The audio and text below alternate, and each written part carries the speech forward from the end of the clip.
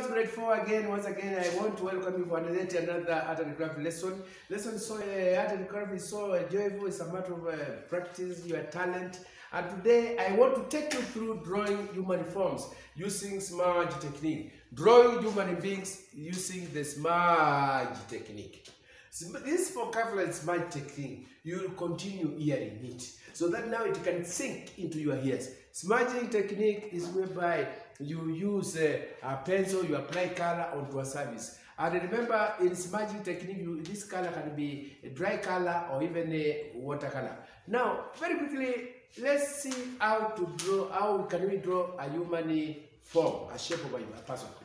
Now, boys and girls, the easiest way to draw a human form or other shape is by looking at that person keenly. Look at that person you are drawing very keenly. How he looks or how she or he looks like. Look at that person carefully, the way he or she looks, please. And put down all those details you are seeing properly onto a piece of paper on that space where you are drawing. Look at that person keenly. And then as you look at that person, try to study how the various parts of the body relate to each other. Look at the size of the head. Look at the size of the hands. Look at the size of the torso. You know, torso is this part minus legs minus hands. Look at the head. Is the head too big compared to the size of the body? Are the hands too big compared to the size of the rest of the body? That's what I mean by studying how the various features relate to each other.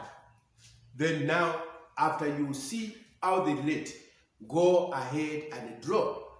Remember, when drawing shapes and the parts of a human being, boys and girls, when we are drawing shapes or parts of a human being, do not draw a scarecrow like this one is like a puppet. You know, look at that person keenly. Look at that person keenly. You know. And when you're drawing, it's a matter of being serious and very keen, and don't allow anybody to disturb you when drawing. It requires total concentration. And this is your drawing paper. And now you want to draw a shape of a human being. When drawing, shapes and parts of the human being should be done correctly. You have to do them correctly. So if it is the head, you give it the right shape. And the right size. So then now at the end of the day, you can draw something which is proportional.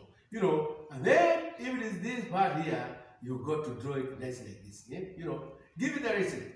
Do not draw ants which are bigger than the rest part of the body. You know, I'm trying to draw a form, you know. Then once you draw, just like that, this is my sample. Here, you draw something like that, boys and girls. You know, so first and foremost, you have to observe. And how do you observe? Very keenly.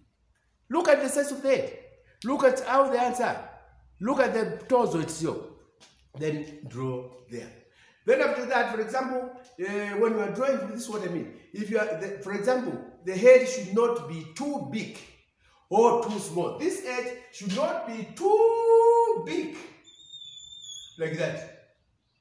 Or you draw a head of this size, and the body size is of this amount.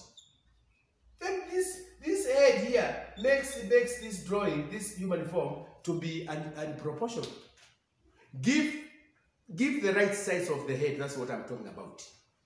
And then once you finish, if you draw all the features relating well, then we say, in the word of heart, we say you have drawn everything in what? You have drawn all the pictures in proportion. That they are relating well, they are getting coordinated well. Then boys and girls, after drawing a human form, all the basic shape of the figure, then add details. Once you draw this shape, don't leave it like that. Add other details. Ongezea other details like the clothes, zile amevalia. Show that he or she is putting on shoes. Show that she's wearing maybe, or he's wearing a cap, etc. Those are what you call, that's what I mean by, then add details such as clothing, shoes and caps. And then finally, once you have done this, don't leave it there. You have not finished. You are not done. Using now the smudging technique, shape your diagram this way very nicely, so that at the end of the day, you have created that effect which Mwangangi always says. You have created that effect which Mwangangi has always been seeing day and night. You have added that effect of black and white. So that some areas of you that human form can appear dark and others can appear light. That is what I mean by smudging technique. Now, I want you now, using the smudging technique, when you are drawing, these are the materials you require in smudging drawing. What are some of the materials? Very quickly, this one you will be asked during the exam time. They are about 4. Number 1, you require paper. You require paper or drawing book. Or drawing book very quickly. You also require a pencil. Is very crucial when it comes to the smudging. You also require a razor blade in case your pencil is broken. You also require erasers, etc., etc., etc. So those are some of the materials that you require. Pencil, ruler for drawing the what? The outline, you know, and then for drawing this space, because you cannot draw with your free hand. Then from there, boys and girls, I want to give you an assignment. And please remember, boys and girls, practice makes perfect. I want you to draw a human form from memory, from your imagination. Draw a human form using the following procedure. 1.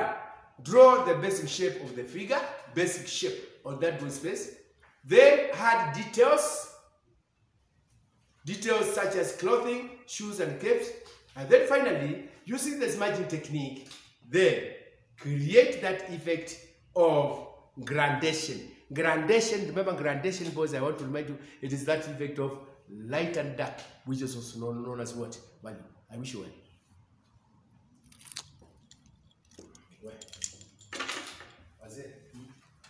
Leo mwalimu tumefanya kazi.